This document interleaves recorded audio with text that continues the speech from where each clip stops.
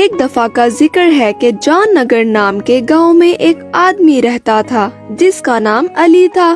علی پیشہ کے لحاظ سے ایک کسان تھا۔ اس کو بچپن سے ہی درخت اگانے کا بہت شوق تھا۔ کئی سال پہلے اس نے بہت سے درخت لگائے تھے جو کہ اب بڑے ہو چکے تھے۔ اب ان پر پھل بھی لگنے لگے تھے۔ ان میں سے ایک درخت نیم کا تھا اور ایک سیب کا۔ نیم اور سیب کے درخت کی آپس میں بہت دوستی تھی۔ چونکہ وہ ایک دوسرے کے ساتھ ساتھ تھے تو وہ آپس میں باتیں کرتے رہتے تھے۔ ان دونوں نے ایک دوسرے کا نام رکھا ہوا تھا۔ نیم کے درخت کو سیب نیمو کے نام سے پکارتا تھا، جبکہ نیمو سیب کو سیبو کے نام سے پکارتا تھا۔ سیبو پر اب بڑے بڑے لال لال میٹھے سیب لگتے تھے۔ جو کوئی بھی سیب کھاتا وہ ان کی تعریف کیے بنا نہ رہتا۔ سارے گاؤں میں ان سیبوں کے چرچے تھے۔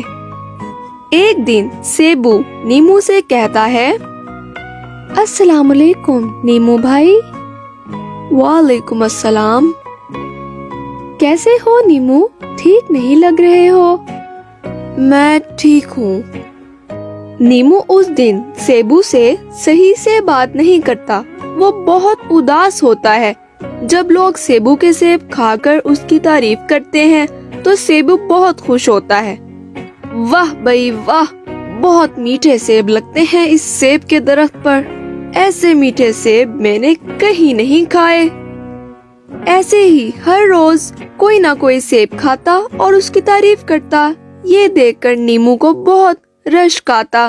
کاش مجھ پر بھی کوئی میٹھا پھل لگتا جس کو کھا کر لوگ میری بھی تعریف کرتے۔ یہ سوچ کر نیمو بہت اداس ہو جاتا تھا۔ نیمو خود کو بیکار سمجھنے لگا تھا جس سے کوئی بھی فائدہ نہیں اٹھا سکتا۔ سیبو نے نیمو سے پوچھا، نیمو بھائی کس چیز نے آپ کو اداس کر دیا ہے؟ مجھے نہیں بتاؤ گے؟ کیا میں آپ کا دوست نہیں ہوں؟ نیمو نے جواب دیا، سیبو بھائی آپ پر تو میٹھے میٹھے پھل لگتے ہیں جسے کھا کر لوگ فائدہ اٹھاتے ہیں۔ ایک میں ہوں جس پر کوئی میٹھا پھل نہیں لگتا۔ میں تو گویا بیکار ہی ہوں۔ سیبو بولا، نیمو بھائی یہ تو اللہ تعالیٰ کا کرم ہے، میرا تو اس میں کوئی کمال نہیں۔ اور ایسا مت سوچو کہ تم بیکار ہو۔ اللہ تعالیٰ کی بنائی ہوئی کوئی بھی چیز بیکار نہیں ہے۔ اللہ تعالیٰ نے ہر چیز میں کوئی نہ کوئی صفت رکھی ہوئی ہے۔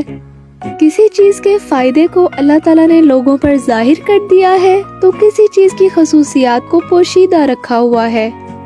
نیمو بھائی تم بیکار نہیں ہو، اللہ تعالیٰ نے تم میں بھی کوئی صفت رکھی ہوئی ہے جو کہ بھی پوشیدہ ہے۔ تم خام خواہی اپنا دل چھوٹا کر رہے ہو۔ سیبو کی یہ باتیں سن کر نیمو کو حوصلہ ہوتا ہے۔ نیمو کو یقین ہو جاتا ہے کہ وہ بیکار نہیں ہے۔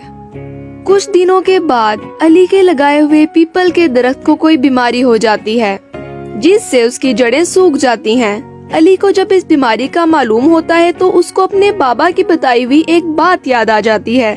کئی سال پہلے اسی طرح سے ایک درخت کو بیماری ہو گئی تھی تو اس کے بابا نے بتایا تھا کہ اگر کسی درخت کو یہ بیماری ہو جائے تو نیم کے پتوں کا پانی اس درخت کی جڑوں میں ڈالنے سے وہ بیماری دور ہو جاتی ہے۔ علی نے ویسا ہی کیا جس سے وہ بیماری دور ہو گئی۔ یہ دیکھ کر نیمو بہت خوش ہوتا ہے۔ سیبو نیمو سے بولتا ہے، میں نہ کہتا تھا تم بیکار نہیں ہو۔ نیمو اللہ تعالیٰ کا بہت شکر ادا کرتا ہے۔ یا اللہ تیرا لاکھ لاکھ شکر ہے۔ تو پیارے بچوں، اس کہانی سے ہمیں یہ سبق ملتا ہے کہ اللہ تعالیٰ کی بنائی ہوئی کوئی بھی چیز بیکار نہیں ہے۔ ہمیں خود کو اور دوسروں کو بھی بیکار نہیں سمجھنا چاہیے۔ اگر آپ نے ابھی تک ہمارا چینل سبسکرائب نہیں کیا تو ابھی سبسکرائب کریں تاکہ آنے والی ویڈیوز کی نوٹیفیکیشن سب سے پہلے آپ کو مل سکے۔